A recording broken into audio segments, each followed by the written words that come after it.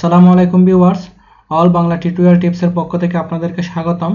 আজকে আপনাদের সাথে আলোচনা করব কম্পিউটার কিবোর্ড নিয়ে এবং কম্পিউটার কি কি কাজ করতে পারে, কী ধরনের কম্পিউটার হয় সে বিষয় নিয়ে আলোচনা করব। তাহলে আমরা শুরু করি। প্রথমে কম্পিউটার কি কি কাজ করে। কম্পিউটার মূলত চারটি গুরুত্বপূর্ণ কাজ করে থাকে, যেমন 1. ইহা ইনপুট ডিভাইসের দ্বারা সংখ্যা বা শব্দ এবং নির্দেশ গ্রহণ করে। আর দ্বিতীয় নম্বর হচ্ছে নির্দেশনার মাধ্যমে ডাটা বা তথ্য উপাত্ত প্রসেস করে। আর তৃতীয় নম্বর হচ্ছে ফলাফল আউটপুট ডিভাইসে প্রেরণ করে থাকে। আর চতুর্থ নম্বর হচ্ছে প্রয়োজন অনুযায়ী ডাটা বা তথ্য উপাত্ত সংরক্ষণ ও মেমোরি বা স্মৃতি ভান্ডার থেকে উত্তোলন করে থাকে। এখন আমরা জানব কম্পিউটারের প্রকারভেদ কয় প্রকারের। কম্পিউটারকে সাধারণত 3 ভাগে ভাগ করা হয়েছে। 1 নম্বর হচ্ছে ডিজিটাল কম্পিউটার, দ্বিতীয় নম্বর হচ্ছে অ্যানালগ কম্পিউটার, আর তৃতীয় নম্বর হচ্ছে হাইব্রিড কম্পিউটার। ডিজিটাল কম্পিউটারকে আবার 4টি ভাগে ভাগ করা হয়। এক নম্বর হচ্ছে আপনার super computer, main frame computer, mini computer and micro computer. তাহলে আমরা জানলাম কম্পিউটারকে কয় ভাগে ভাগ করা হয় এবং ডিজিটাল কম্পিউটারকে কয় ভাগে ভাগ করা হয় আমরা জানলাম। এখন আমরা জানবো কম্পিউটারের বিভিন্ন যন্ত্রাংশ সম্পর্কে। প্রথমত এখানে সিপিইউ, আমরা যেহেতু গতবার জানিয়েছিলাম, CPU, monitor, keyboard, mousepad, finger, disk, speaker, modem, scanner, hard disk, pen drive and reader এবং ইত্যাদি অনেকগুলো আপনার কম্পিউটারের যন্ত্রাংশ রয়েছে। আমরা এগুলো স্টেপ বাই স্টেপ জানতে পারবো। এখন হচ্ছে কিবোর্ড। কিবোর্ডের পরিচিতি সম্পর্কে আমরা প্রথমে জেনে নিই। কিবোর্ডে সাধারণত 84 থেকে 101টি বা কোনো কিবোর্ডে 102টিও কি থাকে। ব্যবহারের উপর ভিত্তি করে কিবোর্ডকে মোটামুটি 5 ভাগে ভাগ করা হয়। 1 নম্বর হচ্ছে ফাংশন কি, 2 নম্বর হচ্ছে অ্যারো কি, 3 নম্বর হচ্ছে আলফাবেটিক কি, আর 4 নম্বর হচ্ছে নিউমেরিক বা লজিক্যাল কি, আর 5 নম্বর হচ্ছে বিশেষ কি। এছাড়াও আমরা আরো ভাগে ভাগ করতে পারি। আমরা যদি সহজভাবে বলতে যাই, 1 নম্বর হচ্ছে টাইপিং কি, দ্বিতীয় নম্বর হচ্ছে কন্ট্রোল কি, তৃতীয় নম্বর হচ্ছে ফাংশন কি, আর চতুর্থ নম্বর হচ্ছে নেভিগেশন কি এবং 5ম নম্বর হচ্ছে নিউমেরিক কি।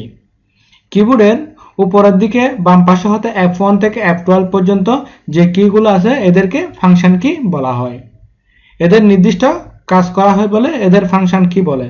যেমন কোনো প্রোগ্রামের জন্য হেল্প অথবা কোনো প্রোগ্রাম রান করানোর ইত্যাদি কাজে কিগুলো ব্যবহার হয়ে থাকে। এরপর হচ্ছে নেভিগেশন কি বা অ্যারো কি। কিবোর্ডের ডান দিকে নিচে পৃথকভাবে 4টি কি আছে। কোনো কিবোর্ডে উপরের দিকেও থাকে। এগুলোকে উপরে আরো বা তীর চিহ্ন দেওয়া হয়, যা দিয়ে খুব সহজে কার্সারকে ডানে বাম উপরে নিচে সরানো যায়। এগুলাকে আবার এডিটু কিও বলা হয়, কারণ টেক্সট এডিট করার কাজেও এগুলা ব্যবহার হয়ে থাকে। এরপর হচ্ছে আলফাবেটিক কি বা টাইপিং কি। কিবোর্ডের যে অংশে ইংরেজি বর্ণমালা এ থেকে জেড পর্যন্ত অক্ষরগুলো সাজানো আছে এই অংশকে অ্যালফাবেটিক কি বা সেকশন কি বা টাইপিং কিও বলা হয়। আপনারা দেখতে পাচ্ছেন এখানে এ থেকে শুরু করে জেড পর্যন্ত শব্দ রয়েছে, এগুলাকে বলা হয় কি টাইপিং কি। আমরা প্রথমে কিবোর্ডের পরিচিতির মধ্যে আমাদেরকে জানতে হবে কোন কিটা কোন ধরনের, টাইপিং কি কোনটা, তারপর হচ্ছে আমাদের ফাংশন কি কোনটা, আমাদের এগুলা জানতে হবে। এরপর হচ্ছে আপনার নিউমেরিক কি। নিউমেরিক কি বা লজিক্যাল কিও বলা হয়। কিবোর্ডের ডান দিকে 0 থেকে 9 পর্যন্ত সংখ্যা লেখা যে কিবোর্ড রয়েছে তাকে নিউমেরিক কি বলা হয়। এখানে প্লাস মাইনাস, তারপর হচ্ছে আপনার ইনটু, ডিভাইডেড প্রভৃতি অ্যারিথমেটিক অপারেটরও থাকে। এছাড়াও আপনার লজিক্যাল অপারেটর কিগুলোও এই কিবোর্ডের মধ্যে থাকে। তারপর হচ্ছে বিশেষ কি। উল্লেখিত কিগুলো ছাড়া কিবোর্ডে অন্যান্য কি সমূহ কোনো না কোনো বিশেষ কার্য সম্পাদন করে বলে এদেরকে বিশেষ কি বলা হয়। এই বিশেষ কি সমূহ সম্পর্কে বর্ণনা দেওয়া হলো। 1 নম্বর হচ্ছে আপনার এসকেপ, ইএসসি। আপনারা দেখতে পাবেন কিবোর্ডের মধ্যে ইএসসি একটা কি আছে, একদম বাম দিকে উপরে কর্নারে থাকে। এই কি সাহায্যে কোনো নির্দেশকে বাতিল করা হয়। তারপর হচ্ছে আপনার ট্যাব। আপনার কিবোর্ডের বাম দিকে এসে আপনি দেখতে পাবেন এখানে ট্যাব নামের একটা অপশন আছে।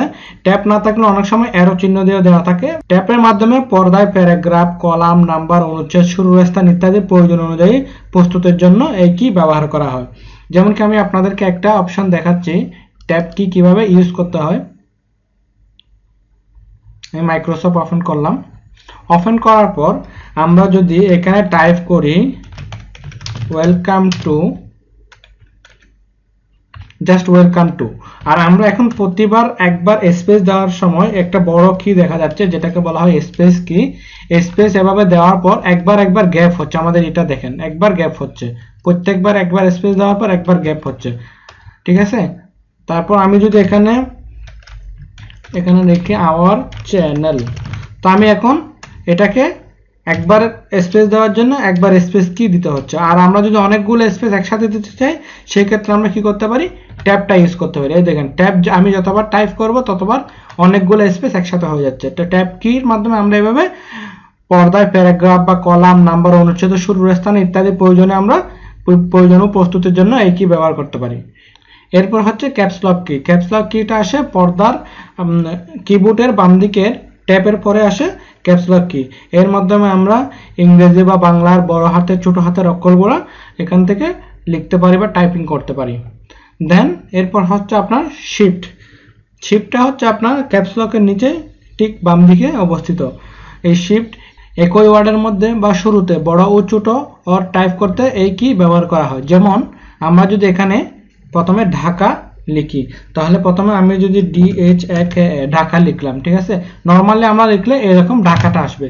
আর আমার যদি ফার্স্ট অক্ষরটা বড় হাতের দিতে হয় আমি সেখানে কিভাবে আমি ফার্স্ট অক্ষরটাকে বড় করে দিব। বড় করার জন্য আমি প্রথমে শিফটটা এরকম ধরতে হবে, শিফট ক্লিক করে আমি ডি দিলাম, এখন বড় হাতের হয়ে গেছে। তারপর ঢাকা।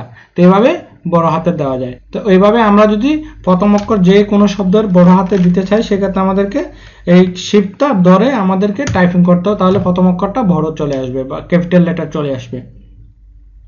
এরপর শিফটটা ছেড়ে দিলে পরের অক্ষরগুলো আবার ঠিক ছোট হাতের চলে আসবে। এছাড়াও বাংলা বর্ণমালা লেখার ক্ষেত্রে বিন্যাস কি এর উপরে ও নিচের লেখা টাইপের জন্য এই কি ব্যবহার করা হয়। এছাড়া শিফট কি এর সাথে ফাংশন কি চেপে কম্পিউটারের বিভিন্ন কমান্ডও দেওয়া হয়, যা আমি আপনাদেরকে নেক্সট কোনো টিউটোরিয়ালে অবশ্যই দেখাবো। এরপর আসতেছে আপনার কন্ট্রোল কি। কিবোর্ডের আপনার বাম দিকে একদম নিচে কোনায় যেটা থাকে সেটাকে বলা হয় কন্ট্রোল কি। এই কির সাথে বিশেষ কি একসাথে চেপে কমান্ড দেওয়া হয়। ব্যবহারকারীর সুবিধার জন্য কিবোর্ডের ডানে ও বামে দুটি কন্ট্রোল কি থাকে। এরপর হচ্ছে আল্ট্রা। বিভিন্ন প্রোগ্রামে বিভিন্ন নির্দেশ দেওয়ার জন্য এই কি ভিন্ন ভিন্নভাবে ব্যবহার হয় এবং বিভিন্ন কমান্ড তৈরি করা যায়। তারপর হচ্ছে আপনার এন্টার। কম্পিউটারকে কোনো নির্দেশ দিয়ে তা কার্যকর করতে এই কি ব্যবহার করা হয়। লেখালেখির জন্য নতুন প্যারা তৈরি করতেও এই কি ব্যবহার করা হয়। যেমন কি আমি এখানে টাইপিং করলাম, যে কোনো কিছু আমি টাইপিং করলাম, দেন টাইপিং করার পর আমি যখন এন্টার দেবো সেটা নিচের পেজে চলে আসবে বা নিচের লাইনে চলে আসবে। আমরা এন্টারকে এভাবে ইউজ করতে পারি। এন্টার আমরা সাধারণত এন্টারের অর্থ বুঝি কোনো কিছু প্রবেশ করা। তো এখানেও আমার এন্টার কাজ হচ্ছে কোনো কিছুতে অ্যাক্সেস দেওয়া বা প্রবেশ করানো বা ওকে সাপোর্ট দেওয়া বলা হয়। দেন আসছে আপনার পুশ ব্রেক। কম্পিউটারের কোনো লেখা যদি দ্রুত গতির জন্য পড়তে অসুবিধা হয় তাহলে এই কি চেপে তা পড়া হয়। তারপর হচ্ছে প্রিন্ট স্ক্রিন। কম্পিউটারের পর্দায় দৃশ্যত যা কিছু থাকে তা সব প্রিন্ট করতে চাইলে এই কি ব্যবহার করতে হয়। এরপর হচ্ছে আপনার ডিলেট কি। কোনো বাক্য বা কোনো লেখা মুছে ফেলতে এই কি ব্যবহার করা হয়। যেমন কি আমি এখান থেকে যদি কোনো কিছু মুছে ফেলতে চাই এখান থেকে আমরা ডিলেট কিটা ক্লিক করতে পারবো। যতবার ডিলেট কিটা ক্লিক করব আমাদের শব্দগুলো এখান থেকে ডিলিট হয়ে যাবে একটা একটা করে। এই যে আমরা ডিলিট কি আমি ক্লিক করতেছি আমার শব্দগুলো সব ডিলিট হয়ে যাচ্ছে। এরপর হচ্ছে আপনার হোম কি। হোম কি ব্যবহার করে কার্সারকে পাতার প্রথমে আনা হয়। যেমন কি আমি এখানে অনেকগুলো টাইপ করলাম, টাইপ করার পর আমি যখন হোম কি দেব, আমি যখন হোম কি ক্লিক করব কার্সারকে প্রথমে নিয়ে আসবে। আমি এই লাইনের দেখেন হোম কি এর ব্যবহার আমি আপনাদেরকে দেখাচ্ছি। আমি যখন লাইনের এই যে লাস্টে আমার কার্সারটা রাখলাম, যখন আমি হোম কি ক্লিক করব এটা লাইনের প্রথমে চলে আসবে। তারপর যখন আমি আপনাদেরকে এই লাইনেও দেখাচ্ছি এভাবে আমরা হোম কিটা এভাবে রাখবো, রাখার পর আমি যখন হোম কিটা ক্লিক করব একদম লাইনের ফার্স্টে চলে আসবে। তো হোম কি এর ব্যবহার আমরা এভাবে করতে পারি। দেন হচ্ছে এন্ড কি। এই কি চাপলে কার্সার বা পয়েন্টার যেখানে থাকুক না কেন টেক্সটের পাতার শেষে চলে আসবে। এটা হোম কি এর মতো।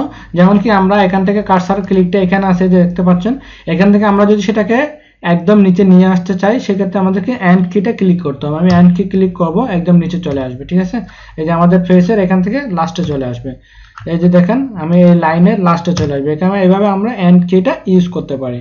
এরপর হচ্ছে পেজ আপ, এই কি ব্যবহার করে কার্সারকে উপরের দিকে ওঠানো হয়। যেমন কি আমার কার্সারটা এখন এখানে আমার কার্সারটা এখানে এখন সাবস্ক্রাইবার এখানে আছে, আমি সেখানে পেজ আপ করব, তাহলে আমরা কি হয় সেটা দেখব। পেজ আপ, এখানে আমরা পেজ আপে ক্লিক করলাম, একদম আমাদের প্রথম অংশে চলে গেছে, আমাদের এই যে লেখাটা প্রথমে চলে গেছে। তারপর হচ্ছে পেজ ডাউন, পেজ ডাউনটাও ঠিক একই রকম, আমি যখন পেজ ডাউনটা দেবো একদম নিচে চলে আসবে পেজের। এভাবে পেজ ডাউনটা আমরা ব্যবহার করতে, দেখেন আমার পেজ ডাউনটা এখানে চলে আসে। পেজ আপ দিলে উপরে চলে যাবে, পেজ ডাউন দিলে এভাবে একদম নিচে চলে আসবে।